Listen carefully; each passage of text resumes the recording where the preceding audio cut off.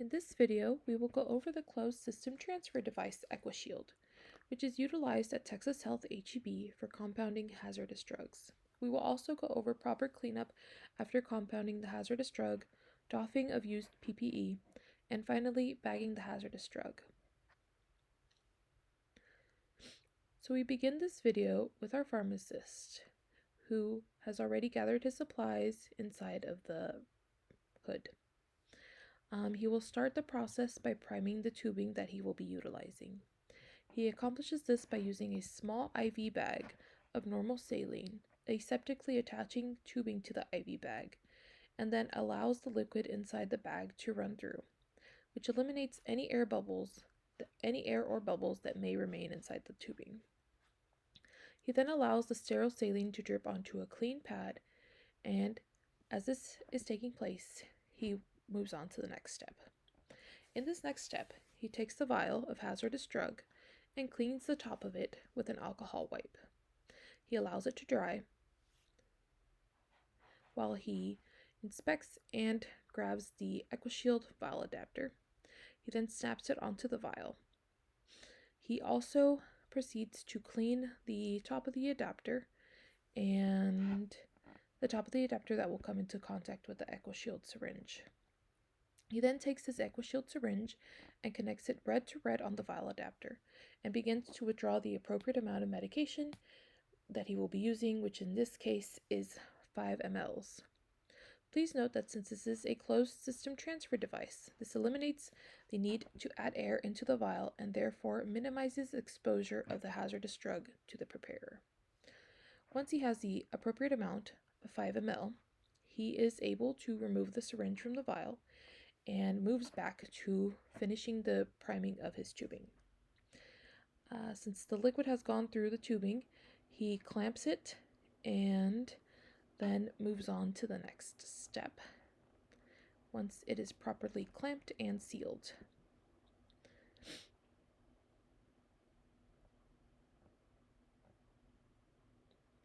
He then adds the EquiShield spike adapter to his final preparation IV bag and makes sure to clean both membranes on the adapter.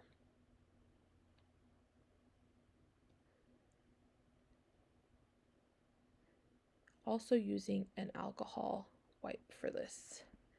Please note that he removed the same amount of volume from his final preparation IV bag as the volume that he will be adding to it from the vial, which in this case is 5 milliliters. He takes his prepped tubing and attaches it to his final preparation IV bag. He then takes the EquiShield syringe with the hazardous drug and attaches it to the spike adapter on the IV bag, red to red once again, and depresses the plunger, which introduces the drug into the bag while still not exposing the preparer to the hazardous drug. Good job, Renee. Great job. Finally, he removes the syringe and takes the bag off the hanging pole. He makes sure to wipe down the IV bag with 70% IPA while also making sure to wipe down his tubing.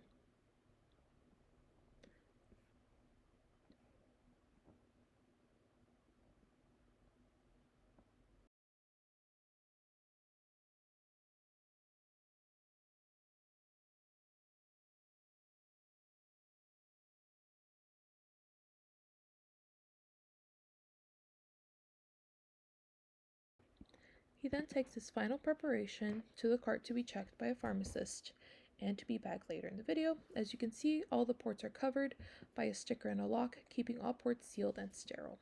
Next, we have our pharmacist cleaning up after himself.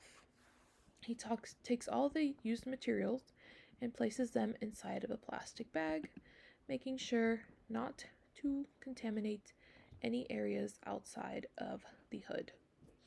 He then also proceeds to take the chucks pads and put his outer gloves into the plastic bag, roll it up, take the chucks pads and also roll them up, and then take them to the black hazardous waste container. Places the items inside of the container, takes off his gown in a manner that he will not contaminate his other gown, and rolls it off of him very carefully, very aseptically. Then make sure that it is completely contained and inside of the bin. So now he walks outside of the immediate area where the hood is and takes off his outer shoe coverings and places them inside of his inner gloves, and also places them inside of the hazardous drug waste bin.